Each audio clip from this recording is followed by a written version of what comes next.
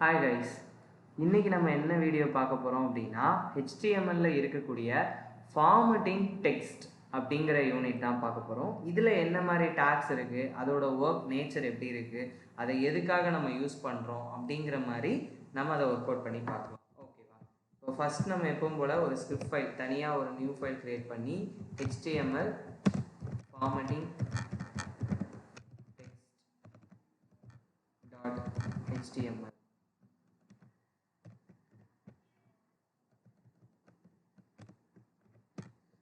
இப்போ இதில் தான் நம்ம எப்பவும் போல் டைப் பண்ண வேண்டிய HTML tag and another one is body tag. Body tackle தான் நமக்கு தேவையான எல்லா இன்ஃபர்மேஷனுமே டைப் பண்ண போகிறோம். அண்ட் ஹெட் செக்ஷனில் நம்ம ஆல்ரெடி சொன்ன மாதிரி நம்மளோட டைட்டில், நம்மளோட வெப்பேஜுக்கு தேவையான டைட்டில். இப்போ நம்ம இதில் வந்து HTML ஃபார்மட்டிங் டெக்ஸ்ட் இந்த மாதிரி நம்ம சேவ் பண்ணிக்கிறோம். ஓகேவா? இப்போ ஒரு பேராகிராஃப் டேக்ல இப்போ நான் என்ன சொல்கிறேன் அப்படின்னா, இங்கே பாருங்கள், வெல்கம் டு Credo சிஸ்டம் அப்படின்னு சொல்லி நான் இந்த இடத்துல ஒரு மெசேஜ் போட்டிருக்கேன். இந்த மெசேஜில் வந்து எனக்கு இந்த Credo சிஸ்டம் அப்படிங்கிறதுல எனக்கு போல்டாக இருக்கணும் அப்படின்னு சொன்னால் நம்ம அதுக்கு என்ன யூஸ் பண்ணுவாங்கன்னா, இதை தான் நம்ம என்ன சொல்லுவாங்கன்னா ஃபார்மட்டிங் டெக்ஸ்ட். நமக்கு போல்டாக மாற்றுறது, அண்டர்லைன் வர வைக்கிறது. அதே இது வந்து நமக்கு ஒரு சப்ஸ்கிரிப்ட் சூப்பர்ஸ்கிரிப்ட் எப்படின்னா A² H2O இந்த மாதிரி சிம்பிள்ஸ் எல்லாம் வர வைக்கிறது தான் ஃபார்மட்டிங் டெக்ஸ்ட் அப்படிங்கிற இந்த யூனிட்டை யூஸ் பண்ணுறாங்க. இப்போ இந்த இடத்துல போயிட்டு போல்ட் அப்படின்னா B டேக் கொடுக்கணும். ஓகேவா? அந்த B டேக் கொடுத்தோம் அப்படின்னா நமக்கு வந்து அது என்ன ஆகும் அப்படின்னா போல்டு டேக் அப்படின்னு சொல்லுவாங்க. இப்போ இதை போய் நம்ம க்ரோமில் போய் பாருங்கள், நம்மளோட அவுட்புட் எங்கள் க்ரோமில் ரன் பண்ணி பார்க்கும்போது அந்த பர்டிகுலர் செல்ஸ் மட்டும் நமக்கு என்ன ஆகும் அப்படின்னா போல்டாக இருக்கும். இந்த இடத்துல பார்த்தீங்கன்னா தெரிஞ்சிருக்கும், போல்டாக இருக்கும். இதை மாதிரி நமக்கு வர வைக்கிறதுக்கு தான் நம்ம எதை யூஸ் பண்ணுறோம் அப்படின்னா இந்த போல்டு டேக் அப்படிங்கிறத யூஸ் பண்ணுறோம். இங்கே நீங்கள் பார்த்தீங்கனாலே தெரியும், visual studio code software install பண்ணும்போது உங்களோட இன்டர்நெட் கனெக்ஷன் மட்டும் இருந்துச்சுன்னா இங்கே உங்களுக்கு அதுக்கான டெஃபனிஷன்ஸை நீங்கள் பார்த்துக்கலாம்.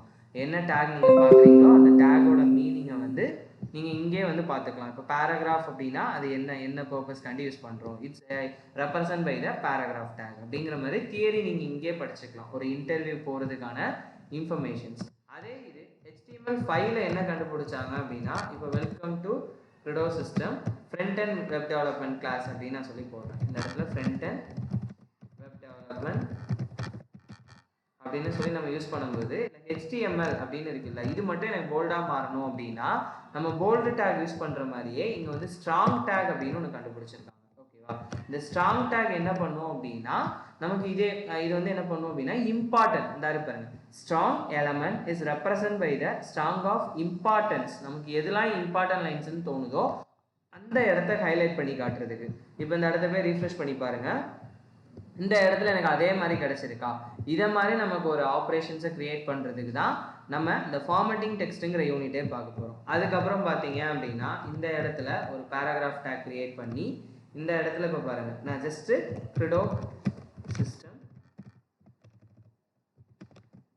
ஃப்ரண்ட் அண்ட் வெப் டெவலப்மெண்ட் இந்த மாதிரி இப்போ நான் ஒரு சென்டென்ஸ் கொடுத்துருக்கேன். இப்போ இந்த சென்டென்ஸில் எனக்கு இந்த இடம் மட்டும் எனக்கு இட்டாலிக் எப்படின்னா ஒரு மாதிரி லைட்டாக ஒரு கேவ் மாதிரி சாஞ்சு இருக்கணும் அப்படின்னு நான் நினச்சேன் அப்படின்னா இந்த இடத்துல ஐ டேக் அப்படிங்கிறத நம்ம ப்ரிஃபர் பண்ணணும். இந்த ஐ டேக்குள்ள உங்களோட கண்டென்ட், நீங்கள் என்ன கண்டென்ட் வேணும்னு நினைக்கிறீங்களோ அந்த கண்டென்ட் டைப் பண்ணிங்கன்னா போதும். இந்த இடத்துல உங்களோட இதை போய் ரீஃப்ரெஷ் பண்ணி பார்க்கும்போது இங்கே பாருங்கள், உங்களுக்கு அது வந்து ஹைலைட் ஆகிருக்கும், லைட்டாக இட்டாலிக்காக இருக்கும். இதுலேயே வந்து நீங்கள் போல்டு கூட யூஸ் பண்ணலாம். இப்போ இந்த இடத்துல போயிட்டு எனக்கு போல்டும் வேணும் தென் இட்டாலிக்காவும் வேணும் அப்படின்னு நம்ம சொல்லும்போது இந்த இடத்துல நீங்கள் இந்த மாதிரி கூட யூஸ் பண்ணிக்கலாம். இப்போ போய் பாருங்கள், ஜஸ்ட் அது போல்டாகவும் இருக்கும், அதே நேரத்தில் எனக்கு இட்டாலிக்காவும் இருக்கும். நம்ம எப்படி நம்ம ஒரு ப்ராஜெக்டை ரன் பண்ணும்போது ஒரு டேகை எங்கே ஓப்பன் பண்ணுறோம், அந்த டேகை எங்கே க்ளோஸ் பண்ணுறோம் அப்படிங்கிறது தான் மெயின். ஓகேவா? இப்போ இதே இதில் நம்ம அடுத்து என்ன பார்க்க போகிறோம் அப்படின்னா இதில் ப்ரீ டேக் அப்படின்னு ஒன்று இருக்குது. இந்த ப்ரீ டேக் அப்படிங்கிறதோட மீனிங் என்னென்னா ப்ரீ ஃபார்மட்டிங் டெக்ஸ்ட். இப்போ ஒரு HTML வந்து உங்களுக்கு ஈஸியாக நீங்கள் வந்து ஐடென்டிஃபிகேஷன் பண்ணணும் அப்படின்னு நினச்சிங்கன்னா MS ஆஃபீஸ் வேர்டோட நீங்கள் ரிலேட் பண்ணி எடுத்துக்கலாம். MS ஆஃபீஸ் வேர்ட் அப்படின்னு சொல்லும்போது இப்போ நம்ம அதில் என்னெல்லாம் பண்ணுவோம், ஃபாண்ட் செலக்ட் பண்ணுவோம், சைஸ் கொடுப்போம், அதுக்கப்புறம் போல்டாக மாற்றுவோம், அண்டர்லைன் பண்ணுவோம், அதோட அலைன்மெண்ட்ஸை சேஞ்ச் பண்ணுவோம். அதே மாதிரி தான் நம்மளோட வெப் பேஜுக்கு தேவையான ஒரு இன்ஃபர்மேஷன்ஸை நமக்கு எந்த ஃபார்மெட்டில் டிஸ்பிளே பண்ணணும் அப்படிங்கிறத நம்ம ஒன் பை ஒன்னாக பார்த்துட்டு வரோம். இப்போ அதில் நம்ம பார்க்க போகிறது என்ன அப்படின்னா ப்ரீ டேக் அப்படின்னு இருக்குது. இந்த ப்ரீ டேக்கோட ஃபில் ஃபார்ம் என்னென்னா ப்ரீ ஃபார்மட்டிங் டெக்ஸ்ட்னு சொல்லுவாங்க, அப்படி இல்லைனா டிஃபால்ட் ஃபாண்ட்னு சொல்லுவாங்க. இப்போ எம்எஸ் ஆஃபீஸ் வேர்டே எடுத்துக்கோங்க, நீங்கள் அதில் ஒன்று டைப் பண்ணும்போது டிஃபால்ட்டாக ஒரு ஃபாண்ட் இருக்கும், நம்ம தான் அதை போய் என்ன பண்ணுவோம் அப்படின்னா எனக்கு இந்த ஃபாண்ட்டுக்கு மாற்றிக்கோ அப்படின்னு சொல்லி கொடுப்போம். அதே மாதிரி தான் இப்போ இந்த இடத்துல just I am Sridhar Raj D அப்படின்னு சொல்லி இப்படி நான் கொடுத்துருக்கேன். இப்போ போய் பாருங்களேன், இந்த ஃபாண்ட் வந்து டிஃப்ரெண்ட்டாக இருக்கா, மேலே இருக்க ஃபாண்ட்டும் கீழே இருக்க ஃபாண்ட்டும் டிஃப்ரெண்ட்டாக இருக்கா, இதை தான் என்ன சொல்கிறாங்க அப்படின்னா ப்ரீ ஃபார்மட்டிங் டெக்ஸ்ட் அப்படின்னு சொல்கிறாங்க. ஓகேவா, ப்ரீ ஃபார்மட்டிங் டெக்ஸ்ட் அப்படின்னு சொல்லுவாங்க. அதே நேரத்தில் இது ஒரு போயம் ப்ராப்ளம் அப்படின்னுமே சொல்லுவாங்க. போயம் ப்ராப்ளம் அப்படின்னா என்னென்னா இப்போ இந்த இடத்துல ஸ்ரீதர் ராஜ், அதுக்கப்புறம் இந்த இடத்துல போயிட்டு front and web development trainer, இந்த மாதிரி நான் வந்து இப்படி போட்டிருந்தேன் அப்படின்னா கூட எனக்கு வந்து அந்த நான் எப்படி கொடுத்துருக்கணும் அதே மாதிரி எனக்கு இங்கே டிஸ்பிளே ஆகிருக்கும். இது வந்து ஒரு போயம் ப்ராப்ளம்னு சொல்லுவாங்க. எப்படின்னா நமக்கு ப்ரீ டேக்குங்கிறது ப்ரீ ஃபார்மட்டிங் டெக்ஸ்டாகவும் இருக்கும், அதே நேரத்தில் அது எப்படி இருக்கும் அப்படின்னு பார்த்தீங்கன்னா ஒரு போயம் ப்ராப்ளமே நமக்கு கொடுக்கும். நீங்கள் வந்து ஸ்கூல் புக்ஸ்லலாம் பார்த்துருந்தீங்கன்னா உங்களுக்கு ஒரு போயமோட ஃபாண்ட்டை மட்டும் கொஞ்சம் டிஃப்ரெண்ட்டாகவும் டிஃப்ரெண்ட் அலைன்மெண்ட்ஸ்லையும் கொடுத்துருப்பாங்க. அந்த மாதிரி இடத்த நீங்கள் ஒரு வெப்பேஜை பில்ட் பண்ணணும்னு நினைக்கிறீங்க அப்படின்னா இந்த மாதிரி நீங்கள் இந்த ப்ரீ டேக்கை யூஸ் பண்ணிக்கலாம். ஓகேவா, ஒன்ஸ் நீங்கள் அதை மறுபடியும் மேலே இப்படி மூவ் பண்ணிட்டீங்க அப்படின்னா அது நீங்கள் எப்படி கொடுத்துருக்கீங்களோ அதே மாதிரி உங்களுக்கு அவுட்புட் கிடைச்சிரும். இப்போ இந்த இடத்துல போய் பாருங்கள், எனக்கு அதே மாதிரி அவுட்புட் கிடைச்சிரும்.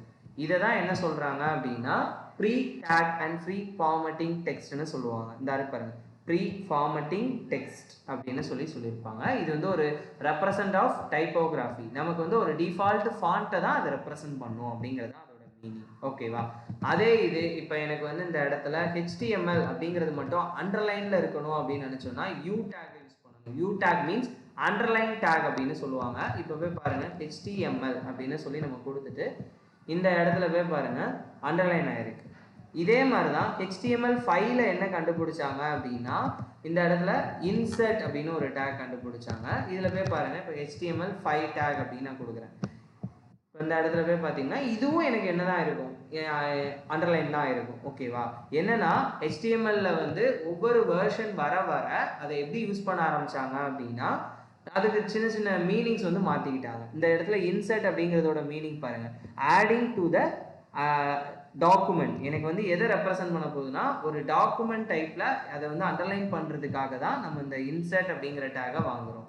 இதே இது இன்சர்ட் அப்படின்னு இருந்துச்சுன்னா அதுக்கு அடுத்து ஸ்கெட்ச் த்ரூ அப்படின்னு இருக்கும்.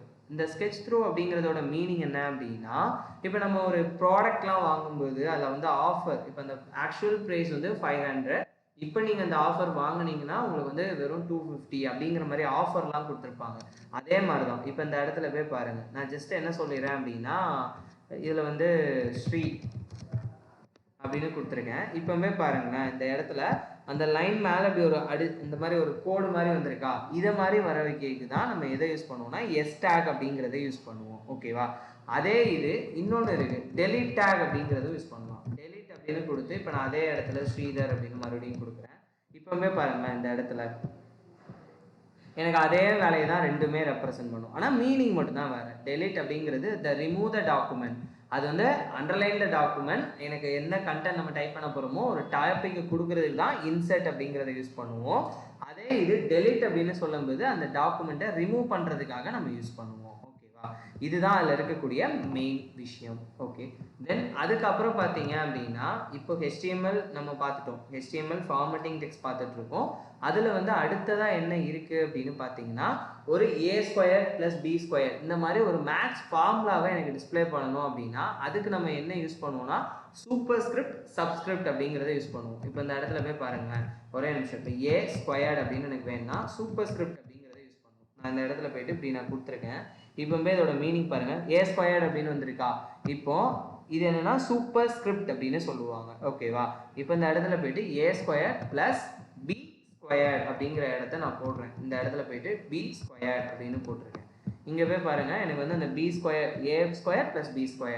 அதுக்கு அடுத்து உங்களுக்கு அந்த ஃபார்முலா மேக்ஸ் ஃபார்முலாலாம் நீங்கள் வெப்சைட்டில் பார்க்கும்போது இந்த மாதிரி தான் ஒரு டிசைன் ஆஃப் கோடிங் அவங்க டெவலப் பண்ணுறாங்க.